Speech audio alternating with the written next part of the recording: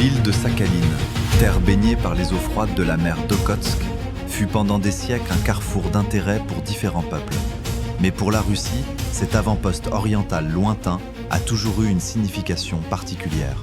Les premiers explorateurs russes y apparurent dès le XVIIe siècle, et au XIXe siècle, l'île devint une partie intégrante de l'Empire russe. Cependant, le destin en décida autrement. La défaite lors de la guerre russo-japonaise de 1945 conduisit à la tragique division de l'île. La partie sud de Sakhaline, riche en ressources naturelles et stratégiquement importante, tomba aux mains du Japon. C'est ainsi qu'apparut la préfecture de Karafuto, une colonie japonaise sur une terre originellement russe. 40 ans d'occupation japonaise modifièrent l'aspect de la partie sud de l'île.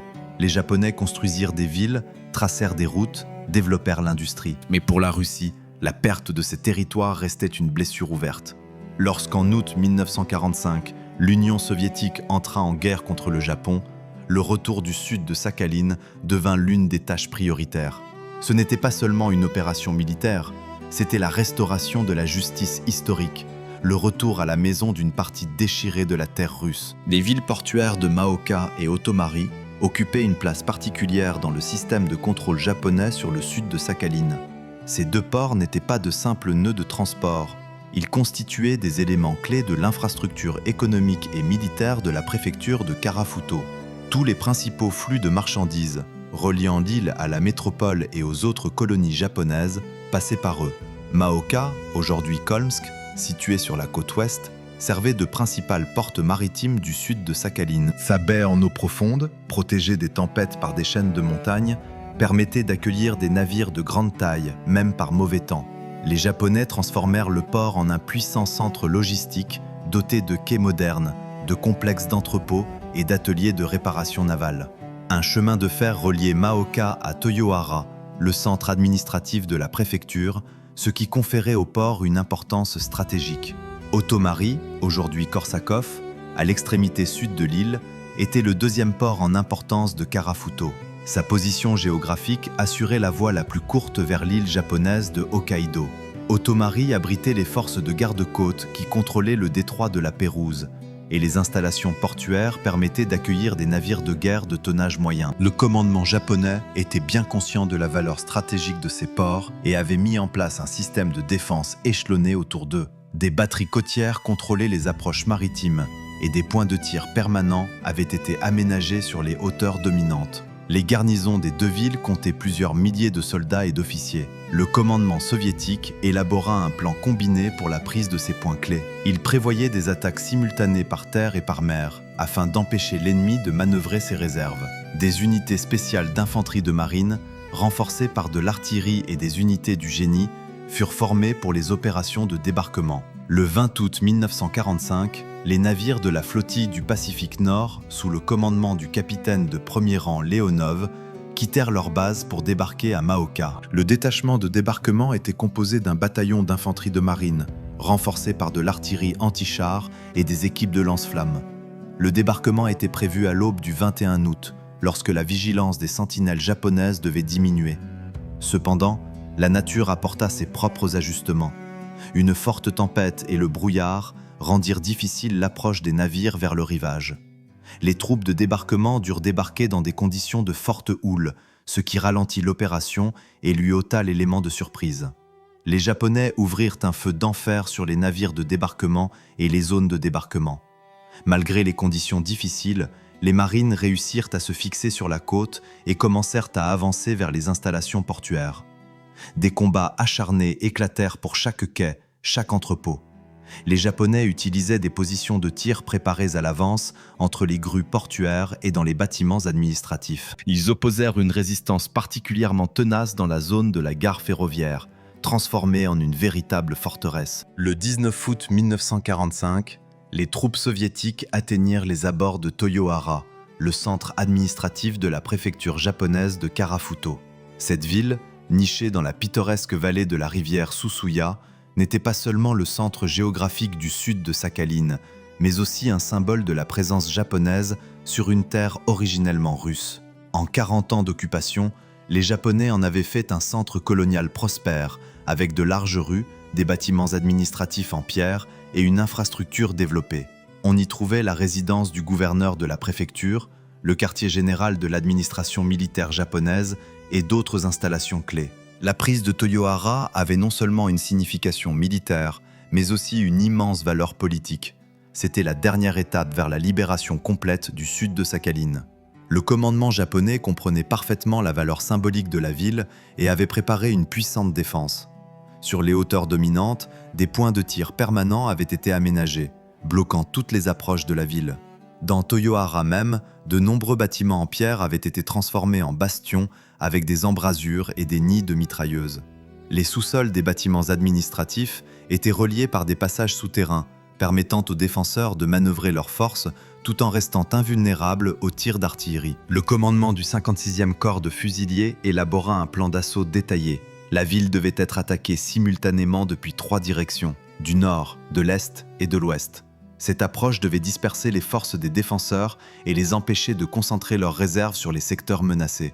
L'attaque principale fut lancée du nord par les forces de la 105e division de fusiliers, qui avait déjà l'expérience des combats urbains à Khoton.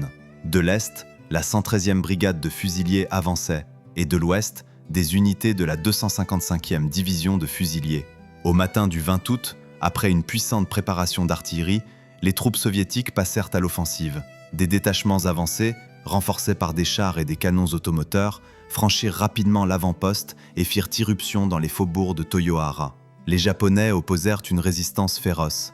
Des combats particulièrement acharnés éclatèrent pour la gare et le quartier adjacent. Ici, les Japonais avaient créé un puissant nœud de défense avec de nombreux points de tir.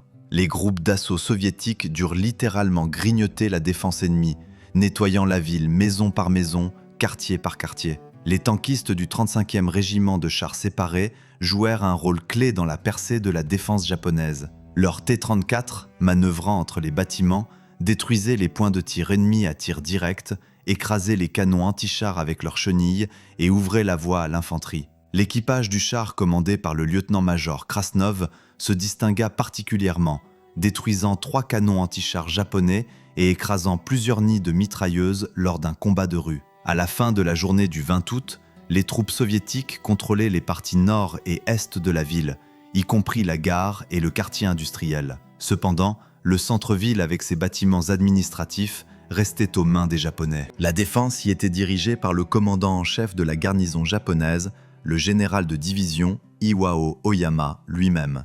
Il ordonna à ses soldats de se battre jusqu'à la dernière cartouche, transformant chaque bâtiment en forteresse.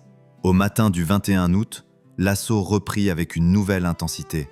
Le commandement soviétique, cherchant à minimiser les pertes et à préserver l'infrastructure urbaine, appliqua la tactique d'infiltration. De petits groupes d'assaut, utilisant des brèches dans les murs et des communications souterraines, pénétraient à l'arrière de la défense japonaise et attaquaient les bastions depuis des directions inattendues. Cette tactique porta ses fruits.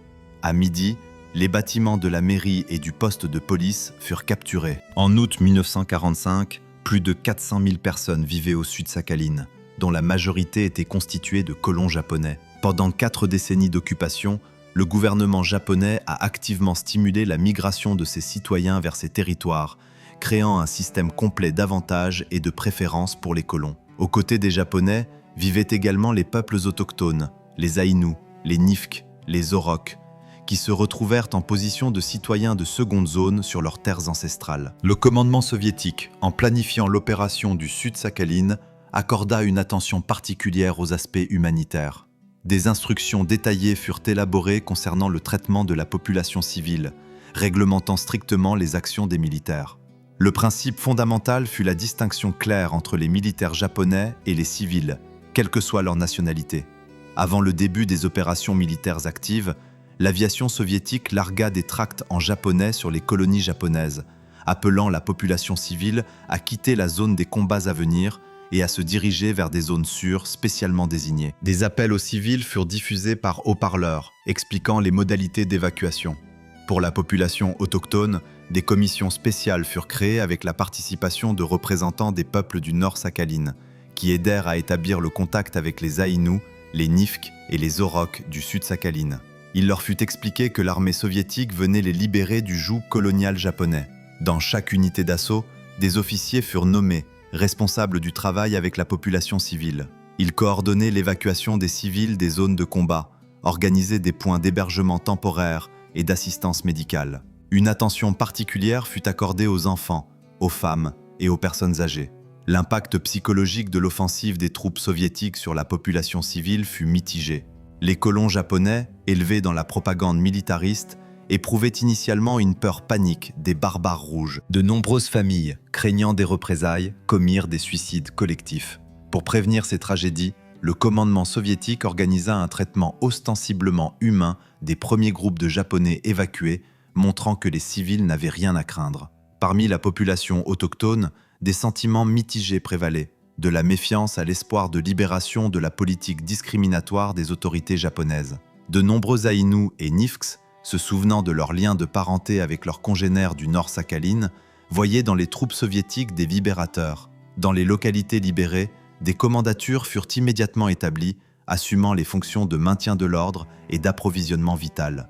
L'approvisionnement en nourriture fut organisé. Les systèmes d'approvisionnement en eau et en électricité furent rétablis. Pour les enfants japonais orphelins, des refuges temporaires furent créés avec du personnel parlant japonais. La situation était particulièrement complexe dans la ville de Toyohara, où résidait le plus grand nombre de civils. Lors de l'assaut de la ville, les troupes soviétiques s'efforcèrent de minimiser les destructions des quartiers résidentiels, concentrant leurs frappes sur les objectifs militaires. Cela permit de préserver l'infrastructure urbaine et d'éviter des pertes massives parmi les civils. Le 23 août 1945, un message historique fut diffusé sur les ondes. L'empereur du Japon, Hirohito, dont la plupart des Japonais entendirent la voix pour la première fois, annonça la capitulation du pays. Cet acte sans précédent, où le lui-même reconnut la défaite, ébranla les fondements de la vision du monde japonaise. Pour la garnison du Sakhaline du Sud, cela signifiait la fin de la résistance. Le soir du même jour, le commandement japonais envoya des parlementaires au quartier général du 56e corps de fusiliers avec une proposition de cessez-le-feu. Le général de division Artyuchenko, commandant du corps, reçut personnellement la délégation japonaise.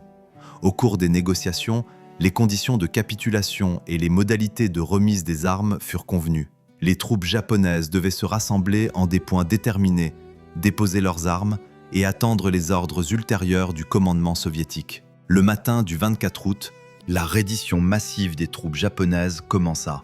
Des colonnes de soldats en uniforme impeccable, au visage impénétrable, sortaient des forêts, descendaient des montagnes et se dirigeaient vers les points de rassemblement.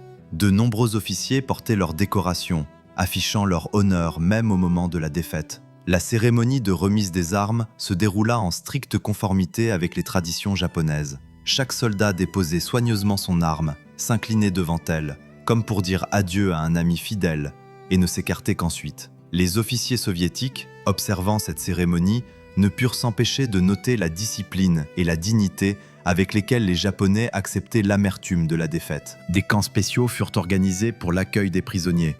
Le commandement soviétique veilla strictement au respect des conventions internationales sur le traitement des prisonniers de guerre. Les Japonais bénéficiaient de conditions de vie normales, de soins médicaux et d'une alimentation régulière. Cependant, tous les militaires japonais n'obéirent pas à l'ordre de l'empereur. Des groupes isolés d'officiers et de soldats fanatisés refusèrent de reconnaître la défaite. Ils se réfugièrent dans les montagnes et les forêts, avec l'intention de poursuivre la lutte ou de commettre un suicide rituel. Une résistance particulièrement acharnée fut opposée par un groupe d'officiers sous le commandement du major Takahashi dans la région du mont Kamui-Kotan. Barricadés dans un abri de montagne, ils rejetèrent toutes les propositions de reddition et ouvraient le feu sur quiconque s'approchait de leur position. Le commandement soviétique, désireux d'éviter un bain de sang inutile, leur envoya des officiers japonais ayant déjà déposé les armes. Les parlementaires tentèrent de convaincre leurs compatriotes de l'inutilité de toute résistance supplémentaire, mais furent accueillis par des tirs. Ce n'est qu'après un siège de 3 jours, lorsque les irréductibles furent à court d'eau et de vivres, qu'ils choisirent de commettre un suicide rituel plutôt que de se rendre. Un autre groupe de soldats japonais sous le commandement du lieutenant Yamamoto tenta de percer jusqu'à la côte, espérant s'emparer de bateaux de pêche et s'enfuir vers Hokkaido. Ils furent interceptés par un détachement de reconnaissance de l'infanterie de marine soviétique. Lors d'un combat bref mais acharné, la plupart des Japonais périrent et les quelques survivants furent faits prisonniers. Le 25 août, la résistance organisée dans le Sakhaline du Sud cessa complètement. Les troupes soviétiques contrôlaient toutes les localités, les ports et les communications. Les drapeaux rouges furent tissés sur les bâtiments administratifs de l'ancienne préfecture japonaise de Karafuto. L'opération de libération de la terre russe ancestrale était achevée. L'opération de Sakhaline du Sud est devenue un modèle d'application complexe de diverses branches des forces armées dans des conditions géographiques et climatiques difficiles. Le commandement soviétique a démontré une grande maîtrise de la planification stratégique, réussissant à organiser l'offensive en tenant compte de toutes les particularités du théâtre d'opérations insulaires. Il convient de noter en particulier la combinaison d'une offensive frontale à travers les positions fortifiées de l'ennemi avec des opérations de débarquement de contournement, ce qui a permis de briser la défense japonaise et de lui ôter son intégrité. L'efficacité des solutions tactiques appliquées est confirmée par le rythme de l'offensive. Malgré de puissantes fortifications et une résistance fanatique de l'ennemi, les troupes soviétiques ont libéré le Sakhaline du Sud en seulement 2 semaines, du 11 au 25 août. À titre de comparaison, des opérations de débarquement de même envergure menées par les Alliés dans le Pacifique prenaient souvent des mois. L'analyse du rapport entre les résultats prévus et les résultats réels de l'opération montre un degré élevé de réalisation de l'idée initiale. Le commandement soviétique a réussi à atteindre tous les objectifs fixés dans les délais impartis. La seule déviation sérieuse du plan a été une résistance plus longue que prévue des troupes japonaises dans la zone fortifiée de Haramitog, ce qui a nécessité un ajustement des délais des étapes ultérieures de l'opération. Les pertes des partis témoignent également de l'efficacité de la stratégie choisie. Les troupes soviétiques ont perdu environ 2000 hommes, tués et blessés, ce qui représente moins de 10% de l'effectif total des forces engagées. Les pertes japonaises ont été considérablement plus élevées, environ 10 000 tués et blessés, et environ 18 000 autres se sont rendus. Un tel rapport de pertes, 1 pour 5, est exceptionnellement favorable pour la partie attaquante, surtout compte tenu de l'assaut de positions fortifiées. L'opération de Sakhaline du Sud présentait un certain nombre d'aspects uniques qui la distinguaient des autres opérations de débarquement de la Seconde Guerre mondiale. Avant tout, c'est l'application réussie de la tactique des débarquements maritimes dans des conditions de côte difficiles et de conditions météorologiques défavorables. Les marins et des fusiliers marins soviétiques ont développé des méthodes spéciales de débarquement sur des côtes non équipées par forte houle et visibilité limitée, ce qui a considérablement élargi les possibilités des opérations de débarquement. Un autre aspect unique a été l'utilisation efficace du relief. Contrairement à de nombreuses îles du Pacifique avec leurs zones côtières plates, Sakhaline est principalement une région montagneuse avec des forêts denses. Le commandement soviétique a réussi à transformer ces caractéristiques d'obstacles en avantages, en utilisant les crêtes montagneuses et les massifs forestiers pour des manœuvres secrètes et des attaques surprises sur le flanc et à l'arrière de l'ennemi. Le retour du sud de Sakhaline au sein de notre pays en août 1945 fut un acte de rétablissement de la justice historique. Ce n'était pas seulement une victoire militaire, c'était une correction des erreurs du passé, le retour de terres russes ancestrales dans leur port d'attache. 40 ans d'occupation japonaise prirent fin, et au-dessus de Toyohara, rebaptisé peu après Yujno-Sakhalinsk, le drapeau russe fut de nouveau hissé. Les conséquences géopolitiques de cette opération sont difficiles à surestimer. L'Union soviétique a retrouvé le contrôle d'un territoire stratégiquement important, assurant un accès à l'océan Pacifique. La mer d'Okhotsk est devenue de facto une étendue d'eau intérieure de l'URSS, ce qui a créé un bouclier fiable pour les frontières extrême-orientales du pays. Les richesses naturelles du sud de Sakhaline, pétrole, charbon, bois, ressources halieutiques, ont de nouveau servi le bien de notre peuple. La consécration juridique internationale des résultats de l'opération de Sakhaline du Sud a eu lieu lors de la conférence de paix de San Francisco en septembre 1951. Le Japon a officiellement renoncé à tous ses droits et revendications sur le sud de Sakhaline et les îles Kouriles. Cette décision a mis un point final aux différends territoriaux et a officialisé le retour des terres russes historiques. L'importance contemporaine des événements d'août 1945 pour l'État russe ne saurait être surestimée. Sakhaline aujourd'hui n'est pas seulement une région éloignée, c'est un avant-poste de la Russie dans la région Asie-Pacifique, un élément clé du système de sécurité nationale. Les riches gisements de pétrole et de gaz du plateau de Sakhaline assurent l'indépendance énergétique du pays et servent de base au développement de la coopération internationale. Dans la Russie contemporaine, la mémoire de l'exploit des soldats libérateurs du sud de Sakhaline est précieusement conservée. Dans les villes de l'île, des monuments ont été érigés en l'honneur des héros de ces jours d'août. Des expositions muséales ont été créées, racontant le déroulement de l'opération de libération. Une place particulière est occupée par le complexe mémorial du col de Haramitog, où se sont déroulés les combats les plus acharnés. Chaque année, le 9 août, jour du début de l'opération de Sakhaline du Sud, des événements solennels y ont lieu avec la participation de vétérans, de jeunes et de représentants du pouvoir. Les noms des héros de l'opération sont immortalisés dans les noms des rues des villes de Sakhaline. Les écoliers étudient l'histoire de la libération de l'île en classe et dans les cercles d'études locales. Des équipes de recherche travaillent à la découverte de sépultures inconnues et à la restauration des noms des soldats tombés au combat. La libération du sud de Sakhaline fut l'une des dernières opérations de la Seconde Guerre mondiale, mettant fin au conflit le plus sanglant de l'histoire de l'humanité. Cette victoire, obtenue par le courage et le sang des soldats soviétiques, restera à jamais dans la mémoire du peuple comme un exemple de rétablissement de la justice historique et de défense des intérêts nationaux de la Russie à ses frontières extrême-orientales. À l'été 1945, la carte politique mondiale avait subi des changements radicaux. L'Allemagne nazie avait capitulé et la bannière de la victoire flottait déjà sur le Reichstag vaincu. Mais à l'autre bout du continent eurasien, le Japon militariste continuait une résistance acharnée.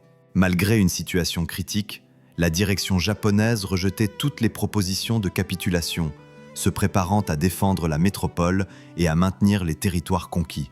Dès février 1945, lors de la conférence de Yalta, les dirigeants des trois grandes puissances, l'Union soviétique, les États-Unis et la Grande-Bretagne, étaient parvenus à des accords cruciaux. Staline s'était engagé à entrer en guerre contre le Japon 2 à 3 mois après la capitulation de l'Allemagne. En échange, les Alliés reconnaissaient les droits de l'URSS au retour de la partie sud de Sakhaline et des îles Kouriles, territoire perdu par la Russie après sa défaite dans la guerre contre le Japon au début du XXe siècle. Pour l'Union soviétique, le retour de ces terres revêtait non seulement une importance historique, mais aussi stratégique. Le sud de Sakhaline et l'archipel des Kouriles formaient une ligne de défense naturelle protégeant les frontières extrêmes orientales du pays. Le contrôle de ces territoires permettait de transformer la mer d'Okhotsk en une mer intérieure de l'URSS, assurant la sécurité des communications maritimes et créant un solide tremplin pour la défense du Primorié, du kraï de Khabarovsk et du Kamtchatka. Les Japonais comprenaient parfaitement l'importance stratégique de Karafuto, c'est ainsi qu'ils appelaient le sud de Sakhaline, et l'avaient transformé en un puissant avant-poste militaire. On y trouvait des bases navales, des aérodromes et des zones fortifiées capables de contenir toute offensive venant du nord. La préfecture de Karafuto n'était pas seulement une colonie, c'était un élément clé du système défensif de l'Empire japonais, couvrant les approches de son cœur. Le 8 août 1945, l'Union soviétique déclara officiellement la guerre au Japon. La déclaration du gouvernement soviétique soulignait que cette démarche visait à accélérer la fin de la Seconde Guerre mondiale, à libérer les peuples d'Asie du joug japonais et à restituer les territoires arrachés à la Russie. Le lendemain, un puissant groupement de troupes soviétiques lança une offensive sur tout le front, de la Transbaïkalie au Primorié. La dernière opération stratégique de la Seconde Guerre mondiale avait commencé. La préparation de l'opération du sud de Sakhaline a commencé bien avant l'entrée officielle de l'URSS en guerre contre le Japon. Le commandement soviétique a analysé minutieusement les forces de l'ennemi et élaboré un plan d'action détaillé. Pour la libération de la partie sud de Sakhaline, des forces importantes du deuxième front d'Extrême-Orient, sous le commandement du général d'armée Maxime Alexeïevitch Pourkaev, un chef militaire expérimenté connaissant bien les spécificités du théâtre d'opération d'Extrême-Orient, ont été allouées. La principale force de frappe était le 56e corps de fusiliers sous le commandement du général-major Artyushenko, comprenant la 113e brigade de fusiliers, la 105e division de fusiliers, la 255e division de fusiliers et un certain nombre d'unités séparées. Le soutien maritime était assuré par la flottille du Pacifique Nord sous le commandement du vice-amiral Andreev, qui disposait de navires de débarquement, de vedettes torpilleurs et de navires d'appui-feu. Depuis les airs, l'opération était couverte par la 16e armée aérienne. La défense japonaise du sud de Sakhalin reposait sur un puissant système de fortification. La base était la région fortifiée de Haramitog, construite sur un isthme naturel reliant les parties nord et sud de l'île.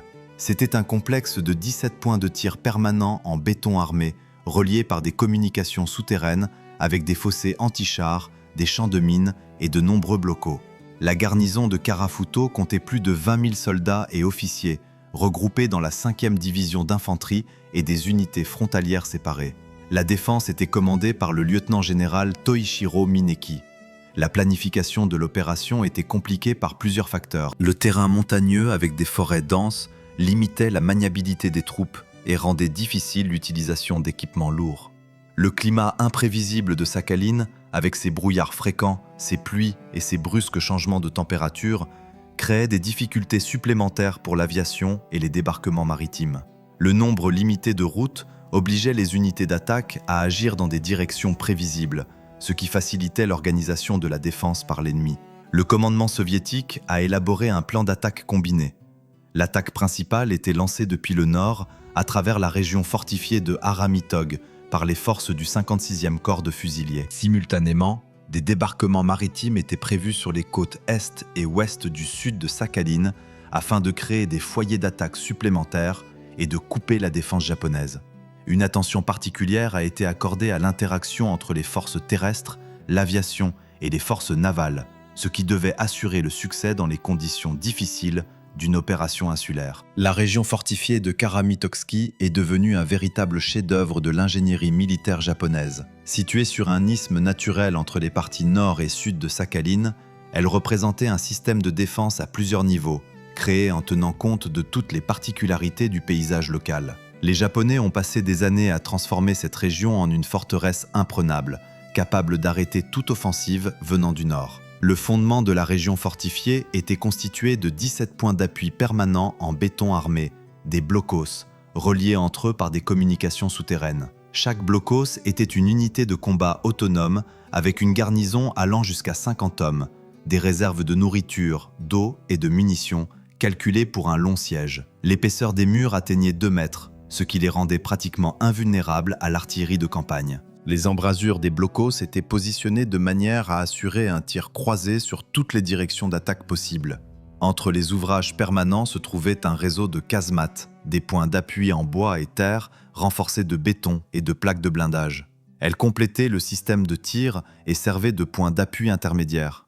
Devant la ligne de fortification, les Japonais avaient créé de profonds fossés anti-chars d'une largeur allant jusqu'à 6 mètres, remplis d'eau et couverts de fils de fer barbelés. Les approches des fortifications étaient littéralement truffées de mines, aussi bien antipersonnelles qu'anti-chars. Les ingénieurs japonais ont accordé une attention particulière au camouflage. De nombreux points de tir étaient habilement intégrés au relief du terrain, camouflés sous forme de collines naturelles ou de saillies rocheuses.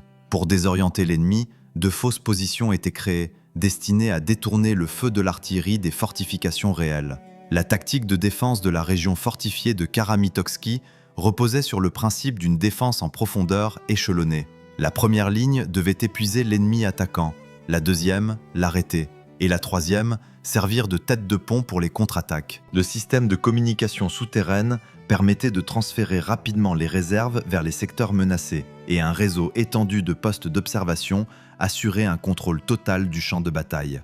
Le terrain montagneux et boisé de Sakhalin était idéal pour organiser une telle défense. Les forêts denses limitaient l'utilisation des chars et des équipements lourds, et les pentes abruptes et les vallées étroites créaient des couloirs naturels pour les troupes d'assaut, qui pouvaient être facilement balayées par le feu depuis les hauteurs dominantes. Les commandants japonais comptaient que dans de telles conditions, même une supériorité numérique significative de l'ennemi ne lui donnerait pas un avantage décisif. La garnison de la région fortifiée était composée d'unités d'élite de l'armée japonaise, ayant l'expérience des combats en Chine et spécialement entraînés pour opérer dans les conditions de Sakhalin. Les soldats étaient idéologiquement conditionnés dans l'esprit de fidélité à l'empereur et de volonté de se battre jusqu'à la dernière cartouche.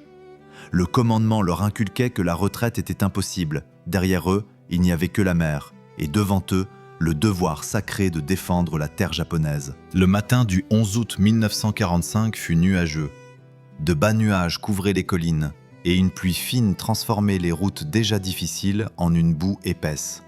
Mais c'est ce jour-là que commença l'opération qui devait ramener la partie sud de Sakhaline dans le giron de notre pays.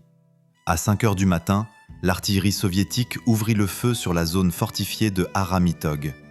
Des centaines de canons et de mortiers déversèrent sur les positions japonaises un déluge de feu et de métal. La terre tremblait et le grondement de la canonnade résonnait sur des dizaines de kilomètres à la ronde. La préparation d'artillerie dura près de 2 heures. Une attention particulière fut accordée aux points de tir permanents identifiés de l'ennemi. Des canons lourds, capables de percer des fortifications en béton armé, furent utilisés pour les détruire. Simultanément à l'artillerie, l'aviation soviétique frappait les communications arrières japonaises, cherchant à isoler la zone fortifiée des renforts et du ravitaillement. À 7 heures du matin, des unités de la 113e brigade de fusiliers, sous le commandement du colonel Zakharov, passèrent à l'offensive. Des groupes d'assaut, renforcés par des sapeurs et des lance-flammes, avançaient en tête. Ils ouvraient des brèches dans les champs de mines et les barbelés, assurant la progression des forces principales. Les Japonais opposèrent une résistance acharnée. Depuis les casemates et les blocos intacts, ils maintenaient un feu nourri de mitrailleuses et de mortiers, tentant d'arrêter l'avancée. Des combats particulièrement intenses se déroulèrent sur le secteur central, où se trouvaient les fortifications les plus puissantes. Ici, la progression des troupes soviétiques ralentit et le commandement fut contraint d'engager des forces supplémentaires. Les unités du génie jouèrent un rôle clé dans la percée de la défense. Sous le feu ennemi, les sapeurs déminèrent les passages, placèrent des charges explosives près des embrasures des casemates et construisirent des ponts sur les fossés antichars. Leurs actions héroïques permirent à l'infanterie de franchir la première ligne de fortification japonaise. À la fin du premier jour de l'offensive, les troupes soviétiques réussirent à s'enfoncer dans la défense ennemie sur une profondeur allant jusqu'à 3 km, capturant plusieurs casemates à la périphérie nord de la zone fortifiée. Cependant, la ligne de défense principale restait infranchissable. Les Japonais, utilisant des communications souterraines, manœuvraient leurs forces et leurs moyens, les concentrant sur les directions menacées. Le 12 août, l'offensive reprit avec une nouvelle vigueur. Le commandement du 56e corps de fusiliers, après avoir analysé les résultats du premier jour de combat, apporta des ajustements au plan d'action. Le coup principal fut reporté sur le flanc est, où la défense ennemie s'avéra plus faible. Pour renforcer la puissance de frappe, des canons automoteurs furent engagés, tirant à bout portant sur les fortifications japonaises. Tandis que les forces principales du 56e corps de fusiliers menaient de lourds combats près de la zone fortifiée de Aramitog, le commandement soviétique a commencé à mettre en œuvre le plan d'opération de débarquement naval sur la côte est du Sakhaline du Sud. Ces actions devaient créer un second front à l'arrière de la défense japonaise, perturber le système de contrôle de l'ennemi et accélérer l'avancée de nos troupes à l'intérieur de l'île. La préparation des débarquements s'est déroulée dans le plus grand secret. La flottille du Pacifique Nord, sous le commandement du vice-amiral Andreev, a concentré dans le port de Sovetskaya Gavan des navires de débarquement, des torpilleurs et des navires de soutien d'artillerie. Les Marines se sont entraînés intensivement au débarquement sur une côte non équipée, s'exerçant aux actions dans des conditions de ressac et de côte rocheuse. Le 16 août 1945, à 6 heures du matin, le premier débarquement a été effectué dans le port de Toro, aujourd'hui Shakhtiorsk. Un détachement de navires sous le commandement du capitaine de premier rang Leonov a livré à la côte un bataillon de Marines du major Trefilov et une compagnie de mitrailleurs. Avant le débarquement, l'artillerie navale a déversé un déluge de feu sur les fortifications côtières japonaises, supprimant les principaux points de tir. Malgré le brouillard et le fort ressac, les troupes de débarquement ont réussi à prendre pied rapidement sur la côte et ont commencé à avancer à l'intérieur du port. La garnison japonaise, qui ne s'attendait pas à une attaque depuis la mer, s'est retrouvée désorganisée. Après un combat court mais acharné, le port a été capturé. Des entrepôts de nourriture et de munitions, ainsi que plusieurs navires en parfait état, sont tombés entre les mains des troupes soviétiques.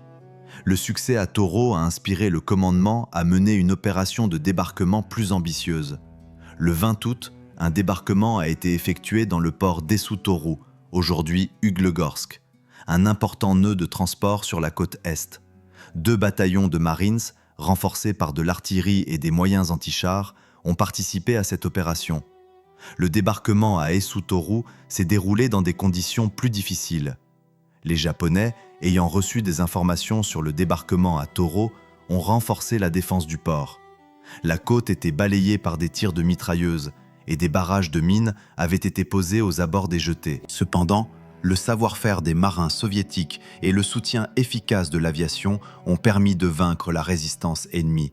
Une caractéristique des opérations de débarquement sur la côte Est a été la collaboration étroite entre les différentes branches de l'armée. L'aviation a non seulement effectué des bombardements sur les fortifications ennemies, mais a également mené des reconnaissances et corrigé les tirs de l'artillerie navale.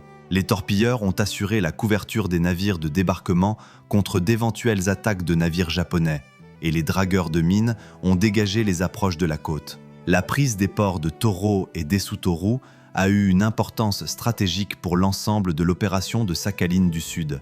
La défense japonaise a été coupée en plusieurs foyers isolés, ce qui a rendu difficile la manœuvre des réserves et l'approvisionnement des garnisons. Des débarquements ont créé des têtes de pont pour une nouvelle offensive le long de la côte Est vers le centre administratif de la préfecture japonaise de Karafuto, la ville de Toyohara. Sakhalin a accueilli les soldats soviétiques avec la pleine rigueur de son caractère. Août, traditionnellement un mois chaud même sur cette île septentrionale, mais 1945 semblait vouloir éprouver la détermination des troupes en progression. Des brouillards épais, presque palpables, enveloppaient les collines, transformant les repères familiers en silhouettes floues et rendant pratiquement impossible le travail de l'aviation. Les vols de reconnaissance étaient souvent annulés, et les bombardiers et avions d'attaque, décollant, revenaient fréquemment avec une mission inachevée. Les cibles étaient tout simplement impossibles à distinguer dans le voile laiteux. Les pluies fréquentes transformaient les routes, déjà peu nombreuses, en un bourbier de boue. Le matériel lourd patinait, s'enlisait dans le sol détrempé, et son évacuation exigeait des efforts inouïs de la part des unités du génie. Les soldats devaient transporter sur eux armements, munitions et vivres le long de sentiers boueux, franchissant des montées et des descentes abruptes. Les brusques changements de température, caractéristiques du climat de Sakhalin, créaient des difficultés supplémentaires. Le jour, sous un soleil ardent, dans des uniformes épais de laine, les combattants souffraient de la chaleur et de la soif, et la nuit, la température pouvait chuter presque à zéro, les faisant trembler de froid. Les blessés, attendant leur évacuation à ciel ouvert, souffraient particulièrement. Mais les troupes soviétiques ont fait preuve d'une étonnante capacité d'adaptation à ces conditions rigoureuses. Le commandement a rapidement ajusté les plans, tenant compte des facteurs météorologiques. Les groupes de reconnaissance ont appris à s'orienter dans le brouillard par les sons et les odeurs. Les artilleurs ont développé des méthodes de tir depuis des positions couvertes, sans observation visuelle des cibles. Pour franchir les zones marécageuses, les sapeurs construisaient des passerelles en rondins et en branches, des caillebotis improvisés. Les marines, participant aux opérations de débarquement, préparaient à l'avance des abris étanches pour les armes et les moyens de communication. Un rôle particulier dans l'adaptation aux conditions locales a été joué par les habitants autochtones du nord de Sakhalin, les Nivkais et les Oroks. Servant de guides, ils montraient aux troupes soviétiques des sentiers peu connus contournant les fortifications japonaises, leur apprenaient à reconnaître les signes d'une tempête ou d'un brouillard imminent, à trouver des sources d'eau potable dans la forêt. Le 16 août 1945, les troupes soviétiques atteignirent l'un des nœuds clés de la défense japonaise, la localité de Koton, aujourd'hui Pobedino. Cette petite ville avait une importance stratégique, étant un important carrefour de transport contrôlant les routes dans la partie centrale du sud de Sakhalin. Le commandement japonais comprenait parfaitement son importance et avait transformé Koton en un puissant point d'appui avec un système de fortification ramifié. Les renseignements rapportaient qu'un bataillon d'infanterie, renforcé par de l'artillerie et des moyens anti-chars, se trouvait dans la ville. Les bâtiments en pierre avaient été adaptés pour une défense circulaire. Des points de tir permanents avaient été aménagés au carrefour et les approches de la ville étaient minées. Le commandement de la 105e division de fusiliers élabora un plan d'assaut détaillé. La ville devait être attaquée simultanément depuis 3 directions afin d'empêcher l'ennemi de manœuvrer ses réserves. Pour chaque direction, des groupes d'assaut furent formés, comprenant des unités de fusiliers renforcées par des sapeurs, des lance-flammes et des mitrailleuses lourdes. Un rôle particulier était dévolu aux chars et aux canons automoteurs, qui devaient soutenir l'infanterie par le feu et les chenilles. L'attaque commença tôt le matin après un barrage d'artillerie court mais puissant.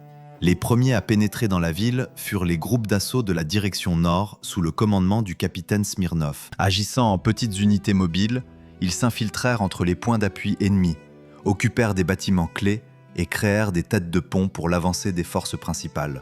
Les Japonais opposèrent une résistance acharnée. Depuis les sous-sols et les greniers, depuis les étages supérieurs des bâtiments administratifs, un feu précis était dirigé sur les assaillants. Des affrontements rapides mais sanglants éclatèrent dans les rues.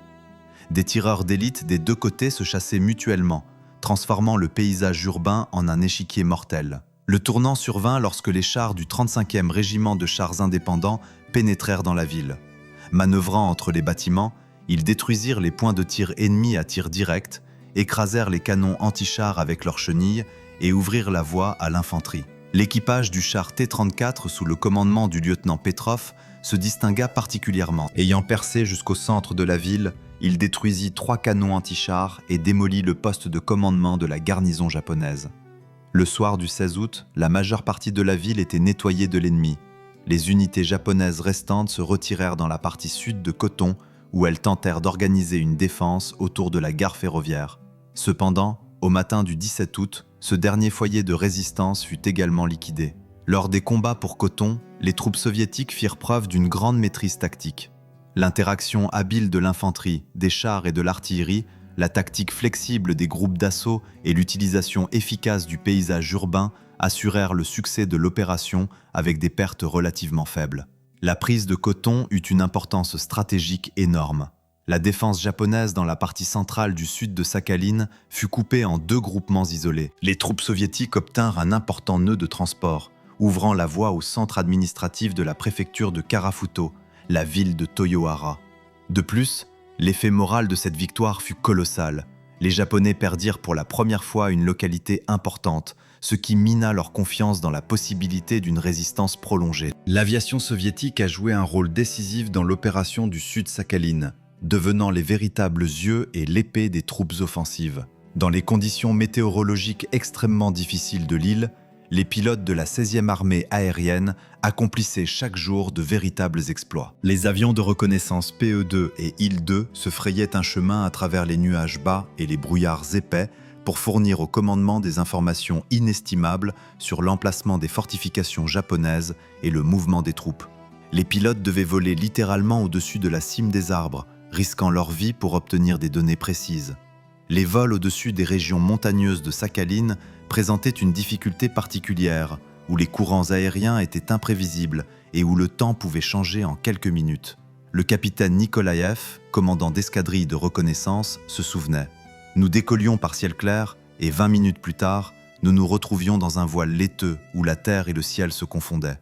Néanmoins, à la fin de la première semaine de l'opération, la reconnaissance aérienne soviétique avait créé une carte détaillée de la défense japonaise, ce qui permit de planifier précisément les frappes. Les avions d'attaque Il-2, surnommés par les Japonais la mort noire, infligeaient des coups dévastateurs aux fortifications ennemies.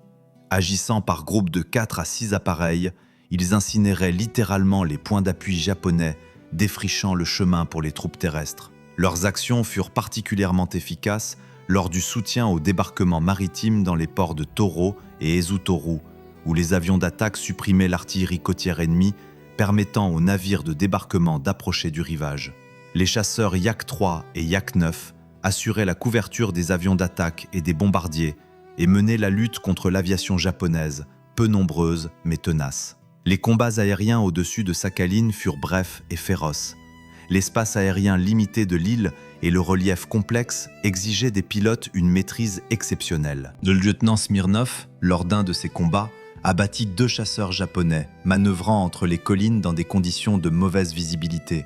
Les bombardiers Tu-2 et PE-8 frappaient les installations arrière japonaises, quartiers généraux, dépôts, nœuds ferroviaires. Leurs actions perturbèrent sérieusement le système d'approvisionnement et de commandement des troupes japonaises. Le raid sur le nœud ferroviaire de Shikuka fut particulièrement fructueux, détruisant plusieurs convois de munitions et de carburant destinés à la garnison japonaise. L'opposition de la défense aérienne japonaise fut acharnée, mais insuffisamment efficace. L'artillerie anti-aérienne ennemie, concentrée autour des objectifs clés, créait des barrages de tir denses, mais les pilotes soviétiques apprirent à les franchir en utilisant le relief du terrain et les conditions météorologiques. Descendant à des altitudes extrêmement basses, les avions d'attaque et les bombardiers passaient sous les radars ennemis et portaient des coups soudains,